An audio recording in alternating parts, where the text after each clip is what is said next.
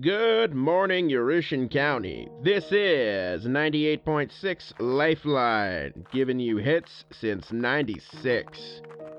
My radio spat the garbled words of the local station from the interior of my coat pocket as my boots crunched in the thin layer of snow on the forest floor.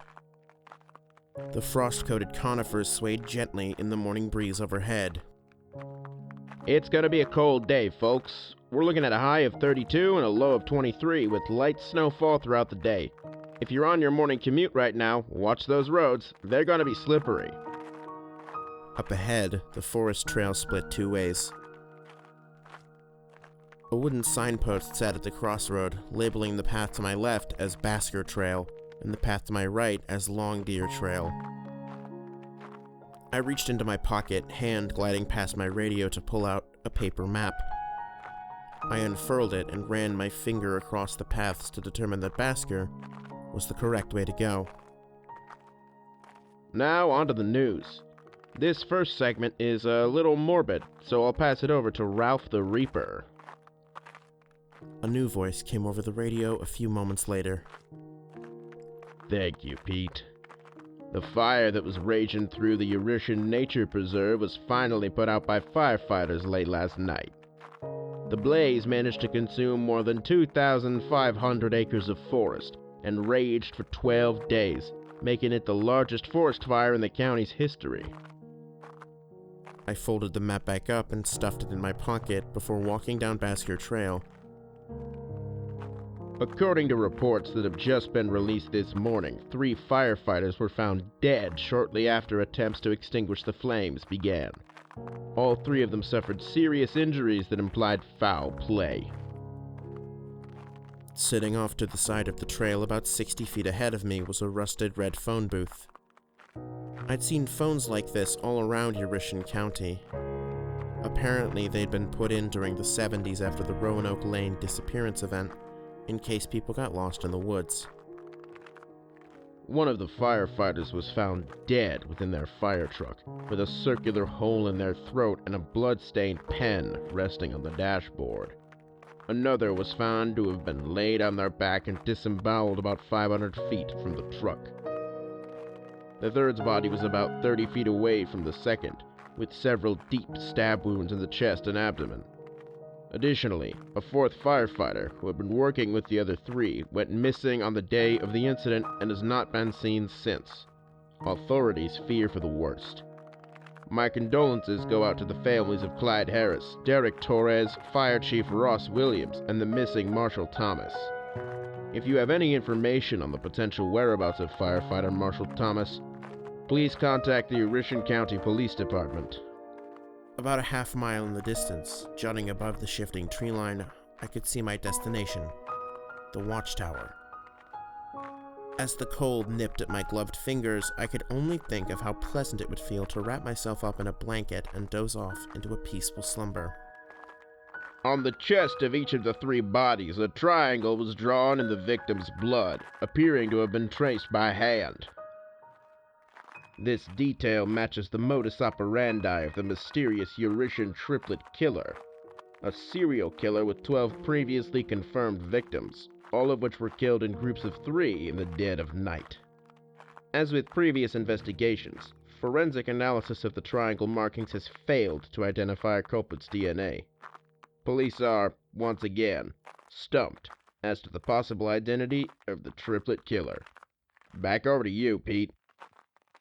I caught some motion in my peripheral vision and turned left to see a deer staring at me from about 100 feet into the tree line. Once I met eyes with the beautiful creature, it bounded off into the woods. In other news, COVID-19 vaccinations are now available at various pharmacies in Buckley. We strongly urge everyone in Eurytion, especially the young and elderly, get their vaccinations sooner rather than later. I turned my radio off with a soft click as I rounded a bend in the trail and the tower came into view. The tower was old and rusted, creaking and swaying in the wind as if trying to mimic the trees around it. The grated metal stairs groaned uneasily under my feet as I ascended them, threatening to buckle under my shifting weight. I had been called out here due to some concerns about the health and whereabouts of the previous fire lookout. The fire they'd mentioned on the news wasn't reported by the lookout, even though it would have been plainly visible for almost a day before it was actually reported by a few hikers. When the Forest Service tried reaching out to them, they got no response and found that they had no family contacts, residence, or bank account on file. The lookout had just seemingly disappeared into thin air with no way to find them. That's why they'd sent a Forest Service investigative agent. Me. Unfortunately, due to the unpredictably spreading fire, it was determined that an investigation couldn't be performed until the fire was put out, which meant that I had to wait in Buckley for nearly 2 weeks. As I reached the top of the stairs, I took a moment to gaze out over the beautiful, rolling forest of the Eurytion Preserve. In the distance, I could see the remnants of the forest fire. The trees simply stopped about 3 miles east of here, instead replaced with a flat, ash-black field that carried on past the horizon. The destruction was awe-inspiring. I swung open the door and stepped into the tower's cab. The previous lookout hadn't kept the interior very well, it seemed. Clothes and other objects were scattered across the floor haphazardly, and posters were hung up on the walls and even the tall glass windows. I slowly closed the door behind me and reached over towards the light switch, flicking it up to find the lights in the room remained off. I was puzzled for a moment, before remembering that the generator was located at the base of the tower. The previous lookout must have turned it off for some reason. That also would have explained the thin layer of frost coating the edges of the windows. If the generator was off, that meant that the heater wasn't being powered. The generator whirred to life with a series of metallic thumps and screeches.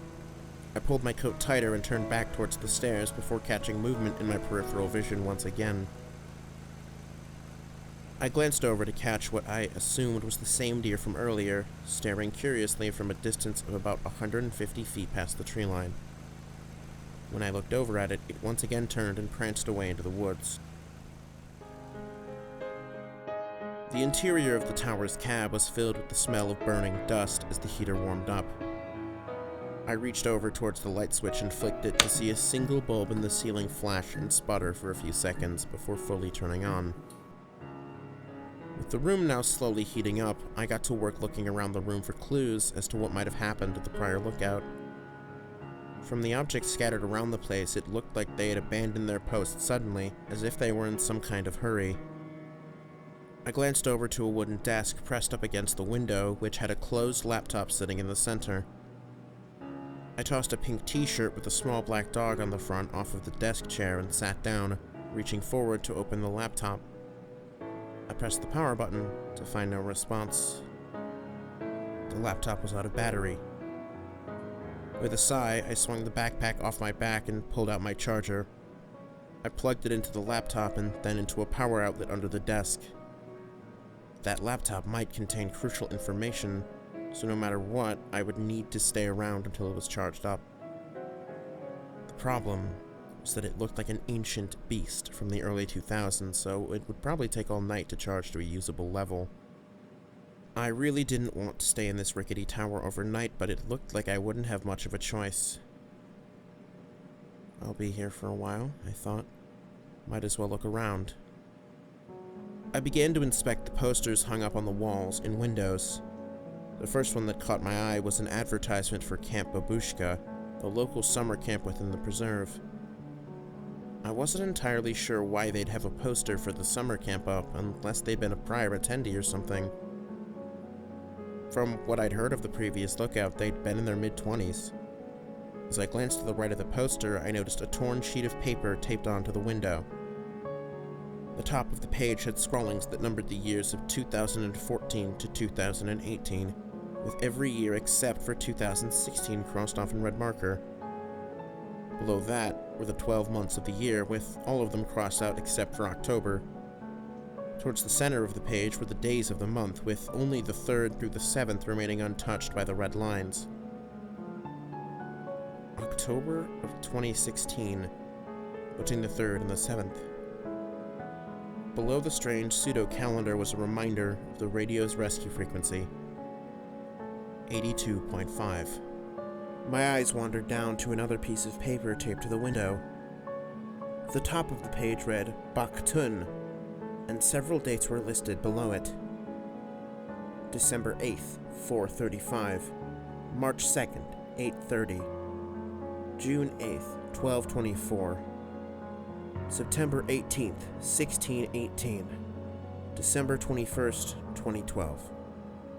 The last date was circled in red marker with the word Residence scrawled below it in large letters. I had no idea what any of this meant, but it pointed towards a disturbing mental image of the previous lookout. It wasn't uncommon for fire lookouts to go a bit crazy from the isolation, but this was a new level. I mean, they weren't even all that isolated, all things considered.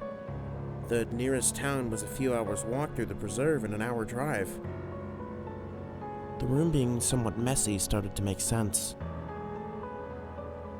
I glanced towards a locker in the corner of the room, intent on inspecting the contents. It was locked, and I had no idea where the key was, so I dug around the desk drawers until I found some paper clips that I could fashion into a lockpick. After a few tries, I managed to pop the locker open, and what I found inside deeply confused me. Hanging up in the locker was a stained brown cloak with a pointed hood. I pulled it out of the locker to investigate. The cloak appeared to be an amateur's work, with several incongruous seams and an interior that seemed like it would be itchy to wear. The cloak had no identifiable markings anywhere on it, not even a tag on the inside. It hadn't been manufactured, it had been homemade. Maybe the lookout had taken up sewing as a hobby? I kicked the cloak under the bed and went back into the locker. Though the cloak had been the first thing to draw my attention, the other objects within were far more concerning. Contained within the locker was about 50 feet of hempen rope, several empty garbage bags, over a dozen pairs of gloves, and the most worrying object of all, a blood-stained dagger. The weapon had clearly been hand-crafted, similar to the cloak. The handle was made of loosely cut wood with a lanceolate-patterned malachite crystal tied to it with twine. The double-edged blade was made of a single, jagged, and uneven piece of flint that had been roughly carved into a workable shape. As someone who had studied anthropology before being signed on with the Forest Service, I was able to recognize the design of the dagger, a tekpotl.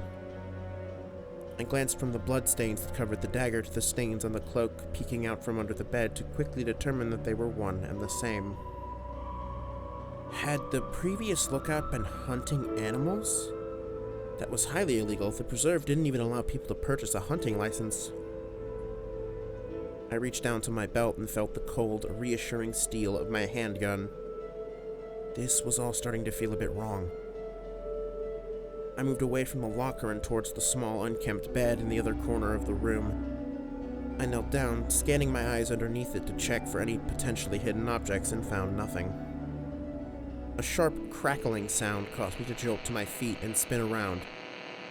It took me a few moments of listening to pinpoint the muffled sound was coming from within one of the desk's drawers. I crept over to it slowly, opening it to find some kind of heavily modified police scanner tucked away inside. Through the hissing static, I could make out a few words from a calm yet stern voice. To check the cabin.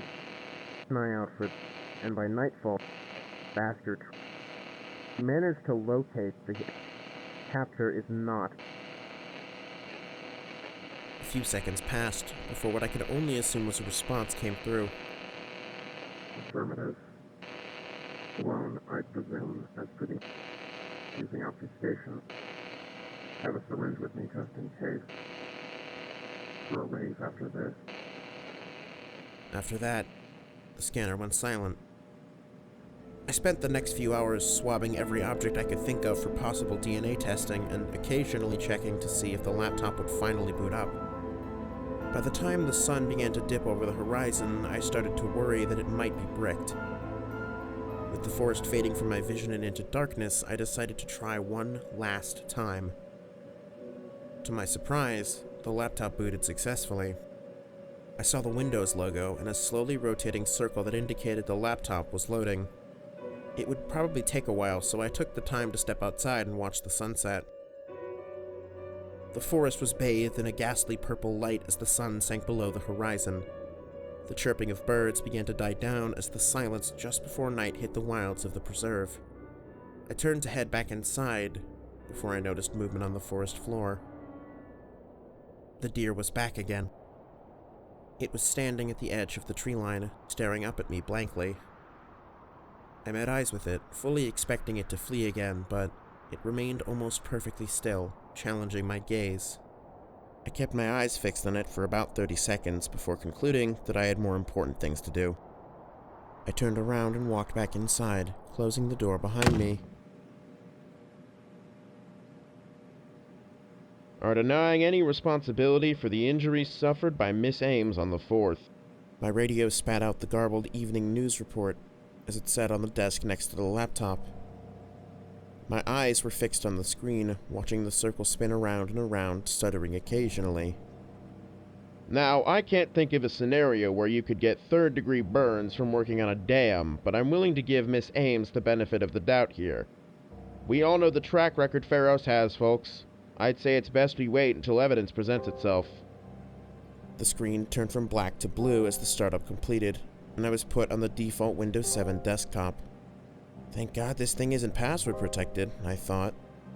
I dragged my finger along the trackpad, moving the mouse to the bottom left of the screen and clicking on the Windows button to open the Start menu. At the bottom, the user was listed as Natalie. That matched the description I'd been given of the lookout, though it didn't give me any information other than confirming that the laptop had belonged to her. I moved the mouse down the Start menu, past the sticky notes, calculator, and snipping tool apps to click on the Libraries icon. In the file browser, I saw the standard fare, a local drive, a downloads folder, documents tab, and all the other things you might expect. I clicked on the Documents section to be met with a single folder labeled Trail Cams. I opened the folder to find several subfolders nestled within it, labeled with the years 2014 to 2018. I glanced up at the paper taped to the window and, after a moment of consideration, opened the folder labeled 2016. Within this folder were 12 more folders, one for each month. I clicked on October to find folders numbered 1 through 31. I clicked on 3, and inside that folder were more than a dozen video files, each labeled with timestamps. Out of curiosity, I opened the first one to be met with grainy, black and white trail camera footage from within the preserve. The timestamp in the bottom left corner told me it was 12:51 a.m. on the 3rd of October, 2016. A raccoon scuttled up to the camera, sniffing it for a moment before continuing past it. A few seconds later, the video ended. The rest of the trail camera footage for the 3rd of October was entirely unremarkable. The most interesting thing was a pack of gray wolves moving past the camera close to midnight. With no better leads at the moment, I moved on to the 4th. The 4th of October was much the same, with animal sightings scattered throughout the day and not even a rare species making a highlight. As I moved on to the 5th, I was starting to doubt there was anything there. That was, until I clicked on a file labeled 10/5/2016-34306. The video began with a blur moving across the screen in less than half of a second, followed by a massive tree in the center of the frame falling and nearly crushing the camera. A few seconds later, it ended. The video was short, unexplainable, and confusing. I played it again, pausing to try and identify the blur. The grainy, low-quality nature of the camera made it difficult to determine key aspects of the figure, but in the 5 or so frames they were on screen, I could make out just enough to decide that the blur was vaguely humanoid. The limbs of the thing were long and limber, giving it a stature that made it almost 8 feet tall. The skin was a sickly gray with strange splotches of black in some places. I couldn't tell if this was what the skin of this thing actually looked like, or if it was a result of the low-quality camera. As I moved the video back and forth, I saw the thing's left arm swipe outwards towards the tree in the center of the frame at a blinding speed as it went past. I moved my gaze to the creature's torso and noticed one last chilling detail.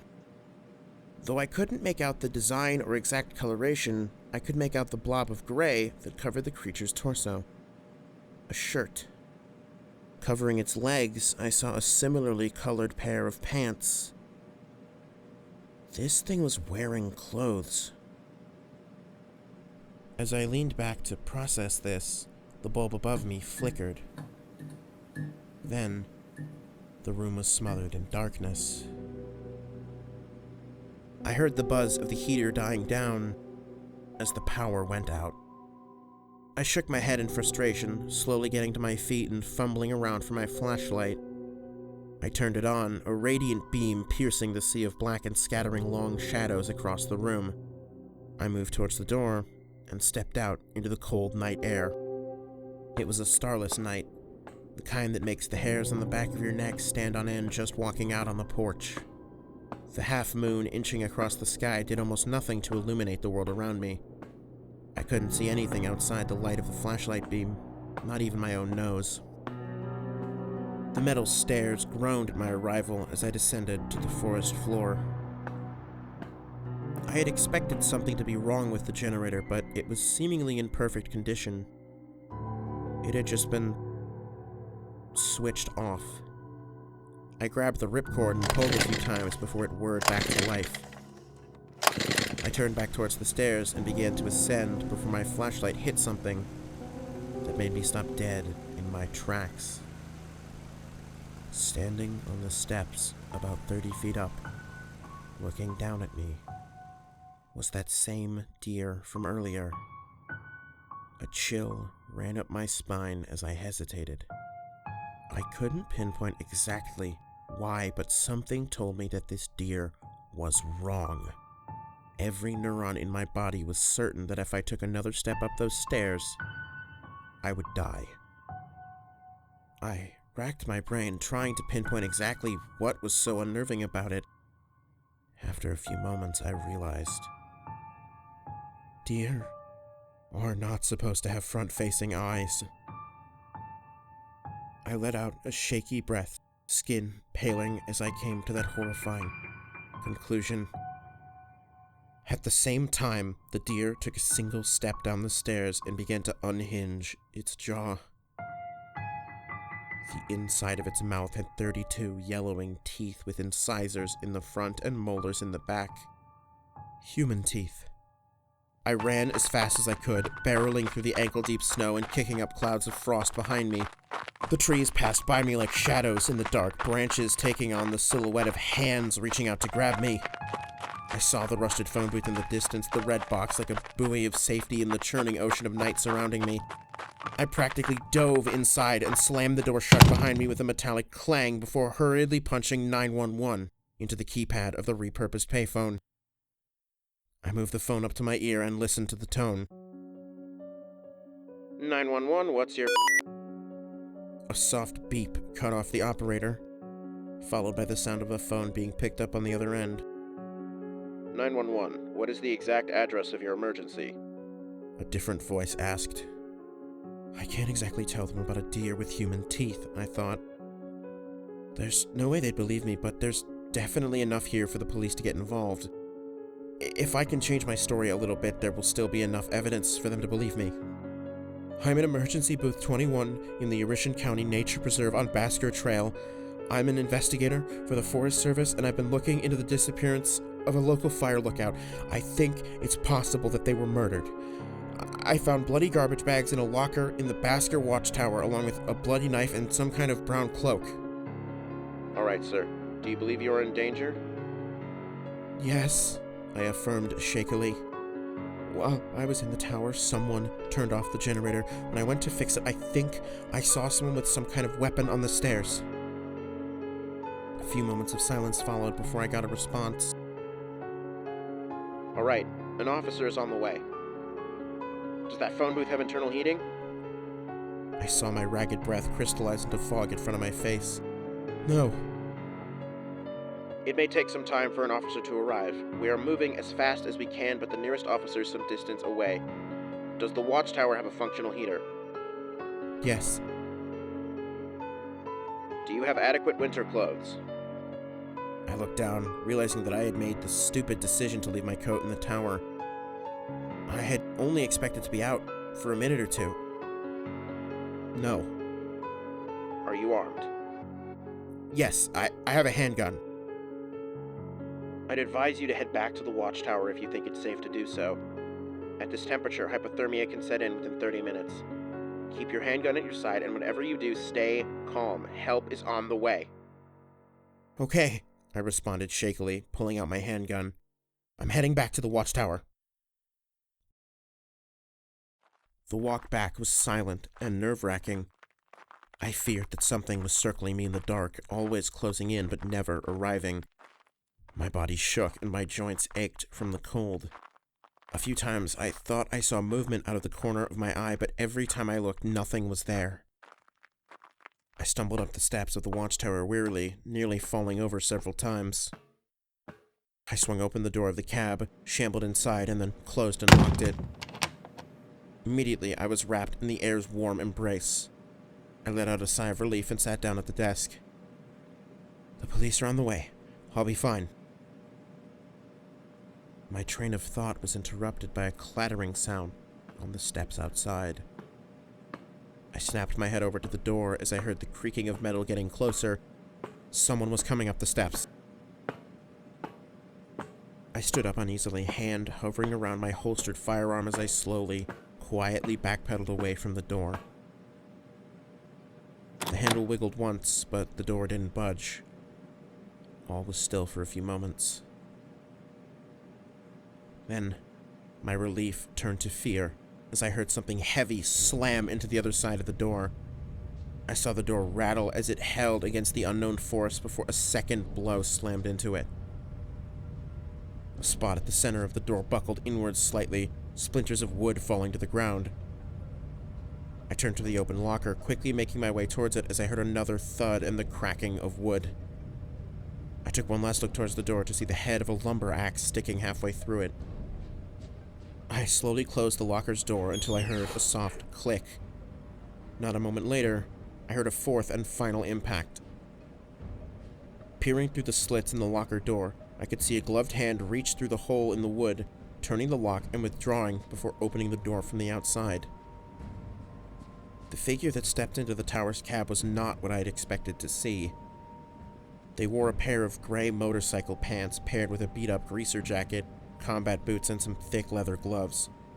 Their face was entirely concealed behind something akin to a fighter pilot helmet. The outfit wasn't what worried me, though. It was the pump-action shotgun strapped to their back, the silenced pistol on their belt, and the bloodied axe they held over their shoulder. They unbuttoned a pouch on their jacket and pulled out a radio before bringing it up to their face. I'm at the area of interest, taking a sweep of the location. Their voice was the one I'd heard on the police scanner earlier, but after hearing them speak in person, I realized that the augmentation to their voice hadn't been over the radio. It had been some kind of built-in device in their helmet. The figure began pacing around the room, taking in all the details just as I had when I'd arrived that morning. At first, the area appears to be abandoned, but I can see signs of recent activity. The generator is running and the lights are on, which means someone has been here recently. Additionally, the figure glanced over to the desk. A radio is sitting on the desk, next to an open laptop. The laptop is on, and it's still in screensaver mode. The figure began to walk over towards the bed, and my heart started to pound faster in my chest. What would happen if they caught me? I thought. Were they going to kill me? Why were they here? They weren't police. The figure knelt next to the bed and leaned their head down to look underneath it before speaking into their radio again. We've got one of their cloaks hidden under a bed. That confirms your suspicion that the lookout was working with them. What's the ETA on getting at one of their suspicion? The police scanner emitted the garbled words being exchanged over the radio from inside of the desk drawer. The figure quickly marched over towards the desk, yanking the drawer open to come face to face with it.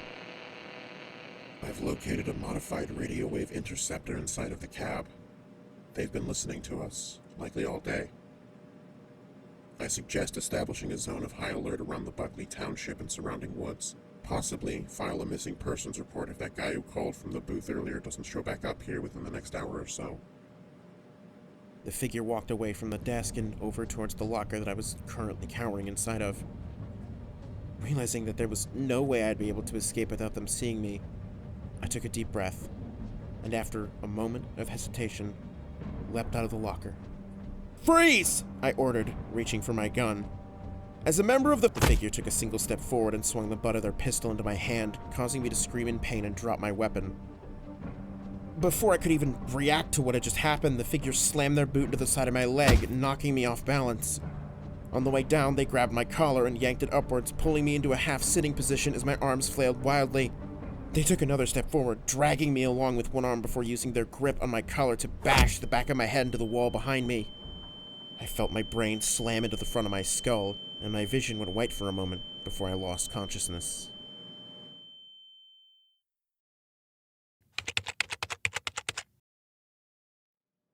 When I awoke, I couldn't see anything at first. It took a few seconds for my eyes to adjust to the darkness and to realize that a blindfold had been wrapped around my head. I was able to faintly make out blurry shapes through the fabric, shapes which were sufficient to determine I was still in the tower, facing away from the window. The back of my skull throbbed with a deep pain, no doubt a result of having my head slammed into the wall at full force. I could feel an uncomfortable strain being placed on my shoulder blades as my hands had been tied together behind the chair I was sitting in. My legs were in the same sorry state. As I shifted to try and find a more comfortable position, I could feel ropes rubbing against my stomach. I was firmly tied down, with no real way to escape the bindings. I heard footsteps ascending the stairs outside, followed by the sound of the broken door creaking open. A human-shaped blob moved across my vision, which I could only assume was the figure who had attacked me earlier. They approached me slowly before reaching an arm past me and placing something on the desk behind me. I heard the soft click of a button and the whirring of a cassette tape. This is Agent Eurythia, beginning an interview of an individual of unidentified origin, leaving dead space. The figure, no, Eurythia, went quiet for several seconds before dragging a foldable chair from the corner of the room to sit in front of me. Questions begin now. First question. What is your legal name? What's going on? I questioned blearily. I don't understand what... Quiet. You are to answer my questions clearly and honestly, or I will use force to extract the necessary information from you. Do you understand? I mentally winced as I heard the thinly veiled threat of torture. Yes, sir. I heard a robotic chuckle. Good. I'll ask again then.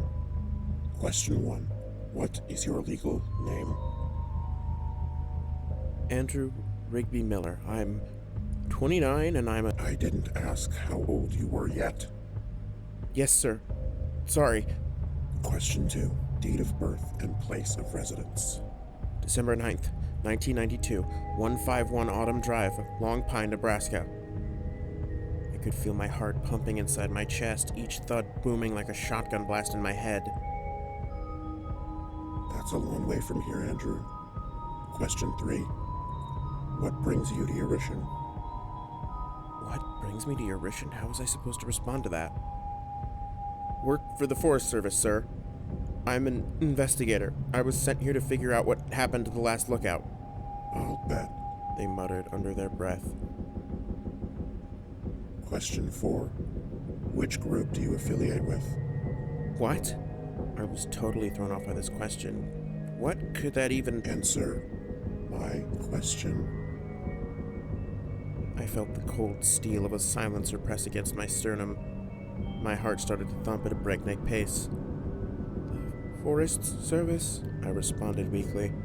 I'm an investigator sent here to... Sure. Alright, smart guy. We'll come back to that. I felt Eurythia press the pistol harder against my chest. Question 5. Why are you working with her? Who is the her? Don't play stupid with me, boy. Spill everything you know, and I'll let you walk out of here. Otherwise, I'll send you to meet your deceiver. I was on the edge of a full-blown panic attack by this point. Nothing they were saying made any sense. What is... I don't know what that is. What the fuck are you talking about? Eurythia was silent for a few agonizing seconds before I felt them remove the pistol from my chest. I heard the sound of a radio clicking. Olympus Com, can you check the system to see if the Forest Service gave us any heads up they were sending an investigator? The world stood still for about 30 seconds before I heard garbled speech from the radio. Eurythia stood up and started to pace around the room. Yes, I'm here right now. I was deployed. No, today. No, they wouldn't have sent it to us today. Check to see if they sent anything within the last 2 months. A few more seconds passed before they spoke again. Are you fucking... They let out an exasperated sigh. Well, now I'm in it. Great, that's just fantastic. God damn it, God fucking... Eurythia kicked the foldable chair onto its side, filling the room with a thunderous clang as it rattled across the floorboards. Where was the miscommunication? How did this piece of crucial information not get to me on such a critical mission? Investigate this and make sure it never happens again, or I'm going to kill every single one of you! They screamed into the radio before tossing it haphazardly across the room. They let out a few heavy breaths before walking towards me. My entire body tensed as they approached, fearing that they'd execute me right then and there. Instead, I felt them grab the back of my chair and spin me around to face the window before slowly unwrapping my blindfold. You're lucky they sent a heads up, they grumbled.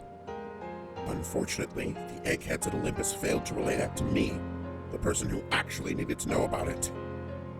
I felt the bindings around my hands slowly loosen before Eurythia fully undid them. I moved my hands up in front of my face slowly, rubbing my thumb along the rope marks around my wrist. Let's get one thing clear, alright? You're still being questioned. I still have the right to kill you if I see fit, so stay on your best behavior and you'll make it out of this. Of course, if you do, you can't exactly go talking about this, or I'll have to give you another visit. Got it? The right to kill me? What the hell had I gotten myself into? Yes, sir. I gulped. Thank you, sir. Good. Now then, how long have you been in here? Since this morning. I plan to leave soon, but the laptop... Laptop. Alright. You're an investigator, right? Tell me what you found so far. Despite being deathly afraid of them, I figured that the only way out of this situation was to give them exactly what they wanted until an opportunity to escape presented itself. Yes, sir. The main thing I've discovered is a blood-stained brown cloak and a corresponding dagger in the locker I was hiding in. Alright, well, I already found all that shit. Dagger's a tech paddle. Knife used at Aztec sacrifices. If I had to guess, the Brown Cloak boys are using them for the same purpose. Anything else? There's some trail camera footage on this laptop that corresponds to the dates on this note here. Open them. I tried to make idle talk as I wiggled the trackpad to take the laptop off of screensaver mode and navigate towards the files. I think this laptop belonged to the previous lookout named Natalie. Slippery little fucker. Eurythia responded. Harder to catch than water in a net. You two have history? I questioned. Not directly. They stated flatly, providing no further context.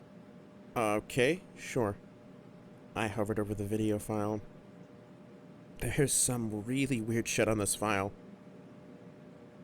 I discovered it when I... Just play it. I clicked on it, and the video of the blur darting across the screen came up. Eurythia was silent for a few seconds before they hurriedly jogged over towards the radio, which had landed on the bed. This is Agent Eurythia to Olympus Com.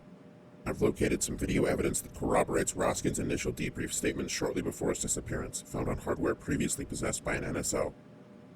I'll be bringing it in for analysis once I return. I heard the singular light bulb begin to buzz erratically as it flickered and eventually went out, plunging the room into near darkness. The steady stream of heat equalizing the temperature of the room began to dissipate rapidly through the hole in the door as the heater went to a stop. Shit, Eurythia muttered, removing a knife from one of their jacket pockets and tossing it to me. Cut your bindings. As I cut the ropes around my legs and stomach, I heard the figure begin speaking over the radio again. Possible SO on site. PC Divergent, Redactive, SC, Humanoid, Intelligent, Predatory, RC, Grave, ER, Secluded, requesting immediate support on my position. We've got a civvy here who'll need some lethe after this, so send some of that over as well. I stumbled to my feet, weight shifting uneasily as I still recovered from my concussion. I glanced over at the masked figure who removed the axe from their back.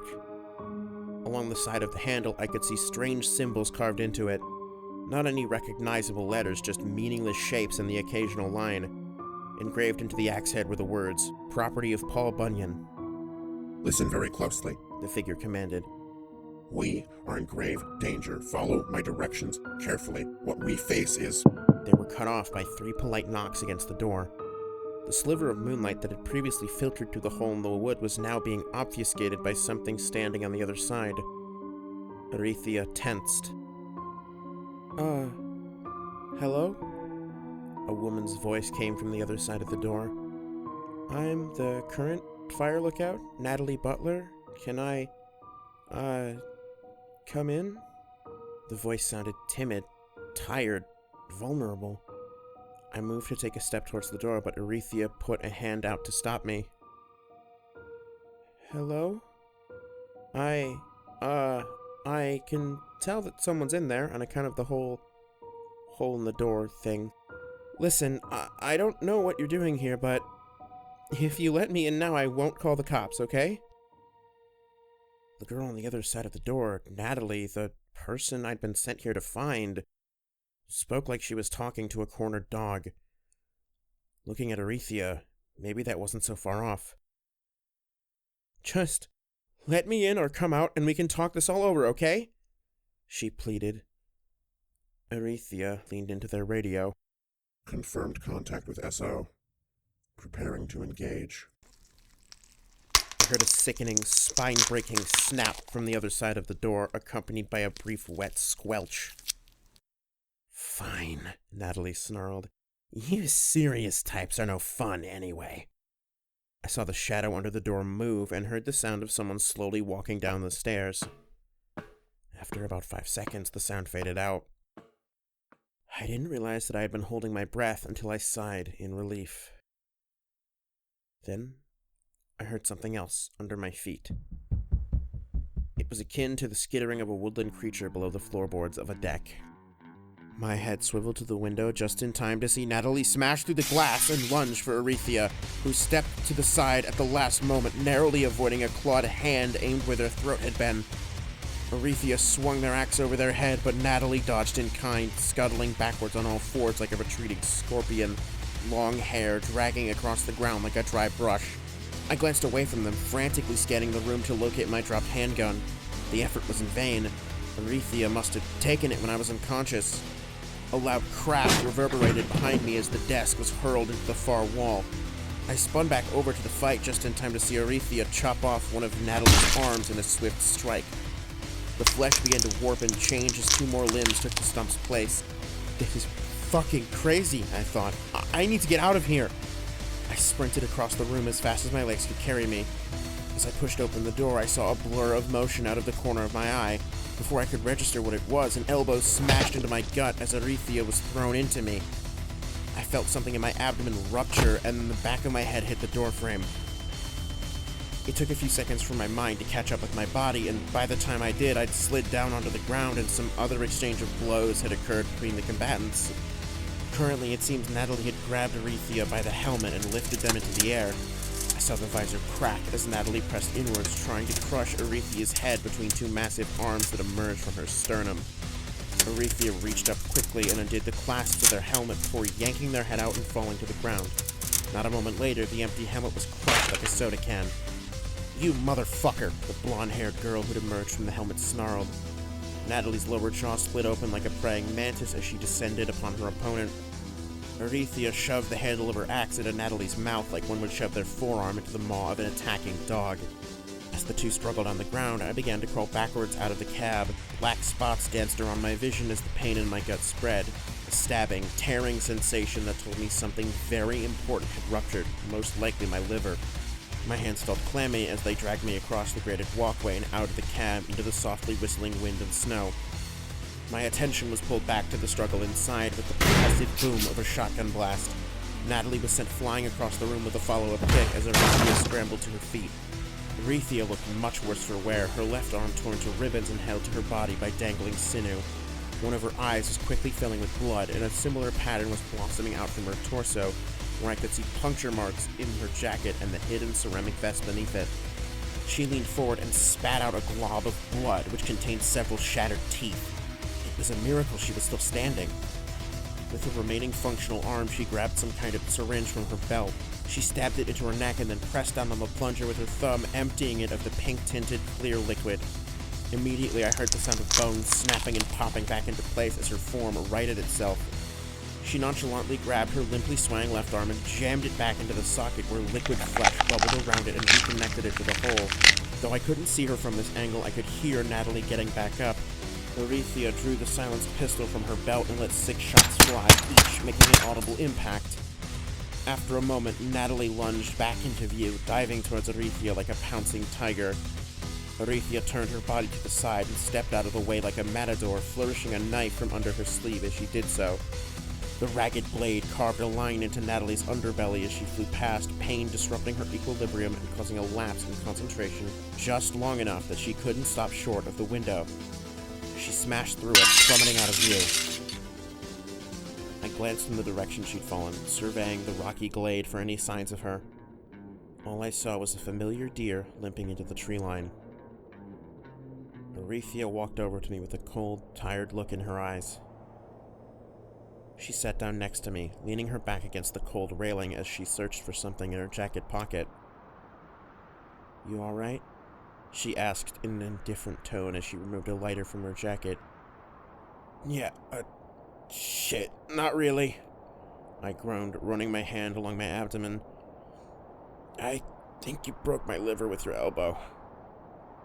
"Oh," she responded in a monotone. "Sorry about that." "You don't seem very bothered by it." She shrugged as she flipped the lighter open and lit a joint in her other hand before lifting it to her mouth. A few seconds of awkward silence followed, which I found unbearable. "What the hell was that thing?" "Above your pay grade, little man," she uttered. "You already know too much. You're lucky some lethe is on the way." "And what is that exactly?" I questioned. "It's a drug that makes you forget stuff," she responded. "The alternative is that I punch you in the head right now and throw you to your death. Believe it or not, there are people who would rather have that outcome." "Well, I'm not intent on meeting God just yet," I replied. "I'll take option 1. Are you guys gonna do something about my liver?" "Yes and no," Eurythia responded. "We'll probably have you brought to the nearest hospital, come up with some kind of explanation for how you got there, and then leave you with the bill." "You guys aren't even gonna pay for my treatment or anything?" I cocked an eyebrow. "Again, the alternative is death," she responded. "We don't have the budget to fix all the medical problems we caused. That shit's expensive. Hey, think about it this way. Because of me, you didn't get ritualistically murdered and cannibalized. I think some liver surgery is a fine price to pay for life." I glanced over to the joint in her hand pointedly. She rolled her eyes. "Come on, dude, this is a perfectly fine vice for me to have. Half the agents are out of their minds on coke or too sociopathic to hold a normal conversation." No, that's not what I meant. I was gonna ask for some." "Oh," she shrugged and passed it to me. Unfortunately, I wouldn't be able to partake. The wind kicked up and blew it away as my ears were filled with the sound of spinning rotors. A helicopter? I thought. My suspicions were confirmed when I looked up and saw one silhouetted by the half-moon above us. A rope ladder unfurled and a slender figure began to descend with no safety gear. After about 15 seconds, he reached the bottom and stepped off the ladder. The man was sharply dressed, wearing a finely pressed olive suit and a pair of gold-rimmed sunglasses with curly brown hair coming down to his shoulders. "Eurythia." The man performed an exaggerated curtsy. The air filled with the noxious smell of burning ozone. Eurythia rolled her eyes and got to her feet. "I was told you had something Director Theseus is very interested in seeing. Any idea what that might be?" He tilted his head to the side inquisitively. "A laptop, originally owned by the doppelganger, which contains videos that verify Roskin's debrief and might have clues about his disappearance. Plus, it might have some 3FH files." "Ooh, very interesting. The man rubbed his hands together like a praying mantis. Yes, I'm sure they're salivating at the opportunity to comb through those files. Calm down, Garion, she chuckled. We're in the presence of some polite company. Garion's expression went from warm to dispassionate as he glanced down at me. Oh, he spoke curtly. Who's this one? This is the civvy I was talking about. Arethia massaged the bridge of her nose disappointingly. Did you guys bring the lethe? Depends. How important is this guy? He responded. For a service investigator, he's technically a government worker. That doesn't count. Garion removed a silenced pistol from his holster. Arethia grabbed his wrist tightly, holding his hand in place. Wait, she insisted. This guy doesn't know too much. We can just hit him with the lethe and drop him off at the hospital. We can't, he responded coldly. Lethe budget was just cut. Then, what the hell are we supposed to do with civvies who've seen behind the curtain? She protested. What I'm trying to do right now. He struggled against her grip, but it was pretty clear that she was physically stronger than him. Is that a mandate from the higher-ups or your own personal judgment? She questioned venomously. Mandate from the higher-ups, he explained. Part of cutting costs to free up more for the Creed initiative. Now, get out of my way. Don't throw away your goodwill for a civilian. I saw her grimace as she fought some kind of internal battle. I was just a civilian, Garion. You went against protocol for me, what's one more exception? You were a special case. A survivor, Garion retorted. And even still, Lethe didn't work on you. The protocol in that case would have been to kill me, she pressed, beginning to twist his wrist. But you didn't do it. Was it because you felt sorry for me? I was empathetic to your situation, he mumbled. Your empathy is so wildly conditional it should be studied by scientists, she retaliated. We're supposed to protect people. I get killing the few to save the many, but nobody has to die here. She's a risk, Garion growled. A liability. He's a person. Say we do inject him with lethe. Send him home. You think his life will return to normal? Roskin's law, Arethia. It's only a matter of time before everyone dies eventually. She cut him off. That's how life works, Garion. That doesn't mean we have to speed it up for no reason. There's very much a reason, he snarled. Lethe is hard to get, and it would be a waste to use. Using something to save somebody's life is never a waste, she snapped. Why not hire him like you did for me? He doesn't have the skills you did. The mindset that allowed you to survive, to do what needed to be done. And you can tell just by looking at him? Yes. Bullshit. Drop the gun. Garion opened his hand, and the gun began to fall. About halfway to the great floor, however, it stopped. Then the barrel swiveled towards me. You motherfucker!